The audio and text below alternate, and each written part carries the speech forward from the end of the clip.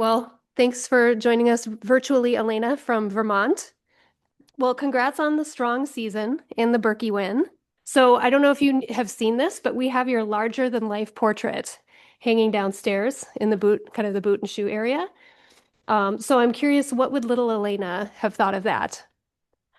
Oh my Have- gosh. Well, first of all, I am so honored to get to be hanging up on the wall in Gear West. I used to go to Gear West as little Elena all the time to get skis picked out or new running shoes. And so I think to walk in and see a super or a figure, an athlete that has really set challenging goals and made it to the world stage. It's always inspiring. The people who were on the wall when I was there are people like Jesse Diggins and Caitlin Gregg and Keegan Randall. And so all very inspiring women. And so I am just honored to be a part of that crowd. And I think little Alayna would just be like, wow, what a superstar. That's so cool.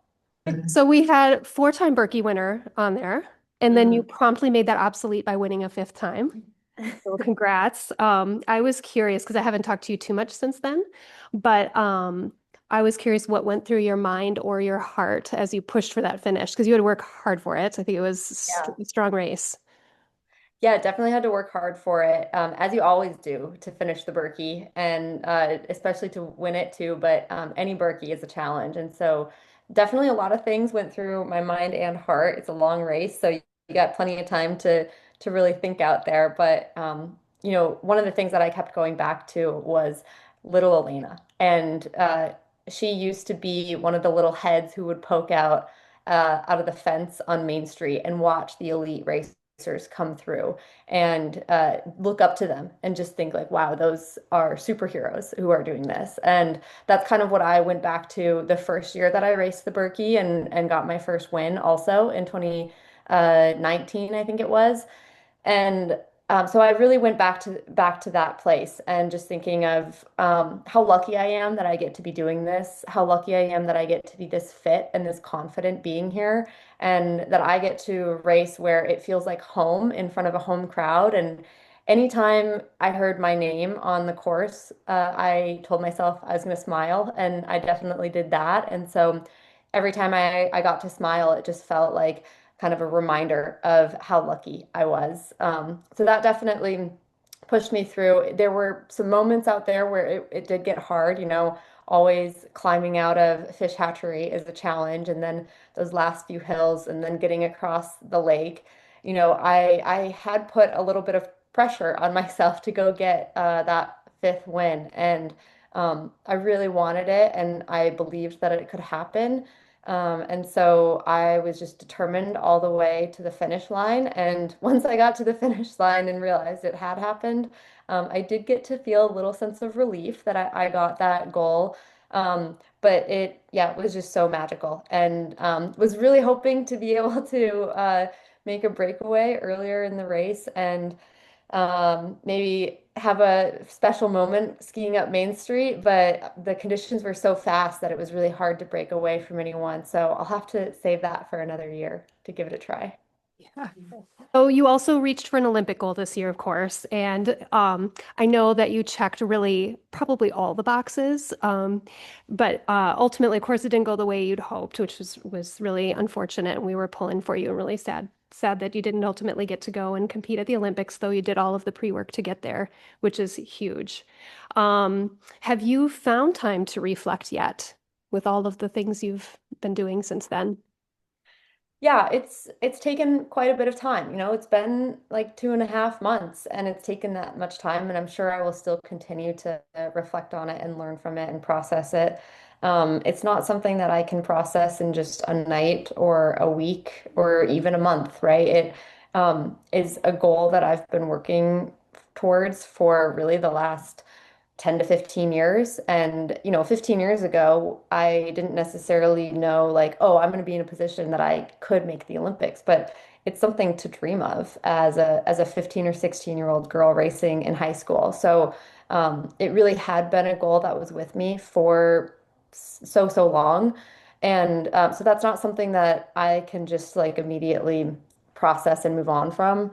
it did take a long time. And again, like I said, it's probably going to take more time. But something that I've really been thinking of is, um, you know, accepting the fact that I did fail to reach a goal. And that's kind of just the truth. I did not qualify for the Olympics, and that was my big goal. That doesn't mean that I'm a failure, though.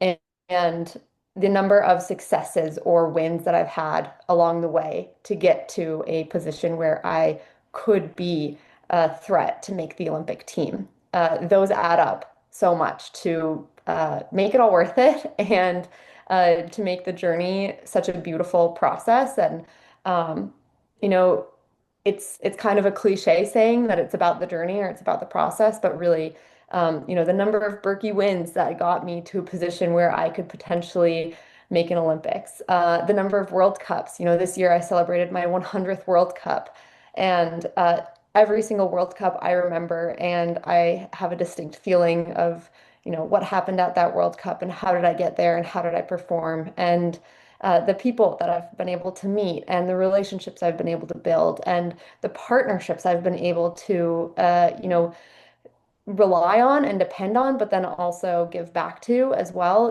All of those add up to be successes along the way. And so I just keep reminding myself that I'm not a, I wouldn't say I'm reminding myself I'm not a failure. I can remind myself that I'm still a winner in many ways, even though I did not reach this particular goal.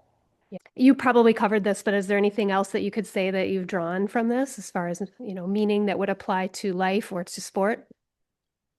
Take the chance on yourself.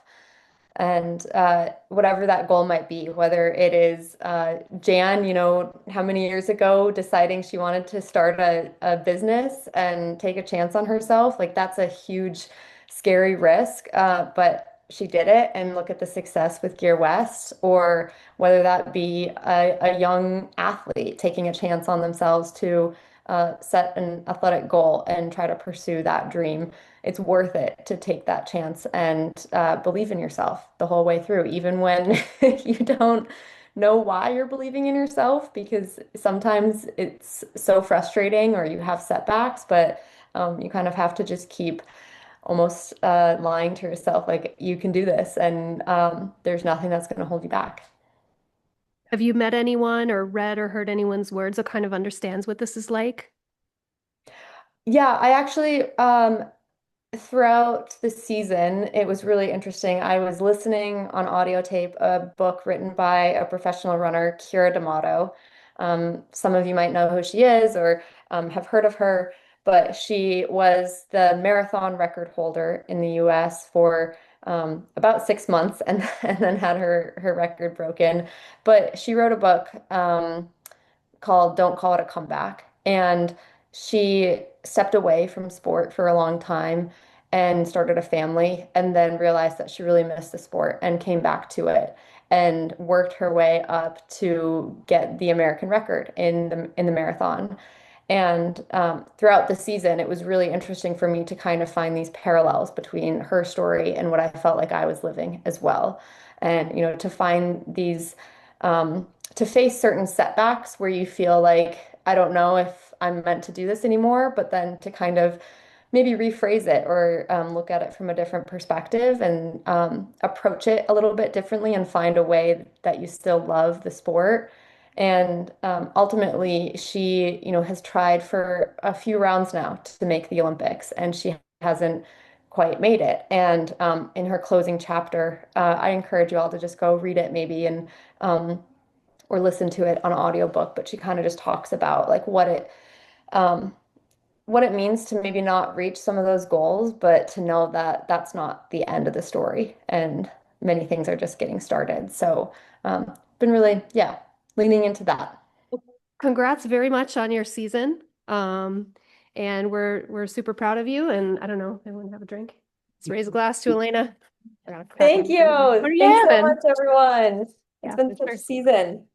I can't wait to hear about Zach's season two. Yes, for sure. Cheers.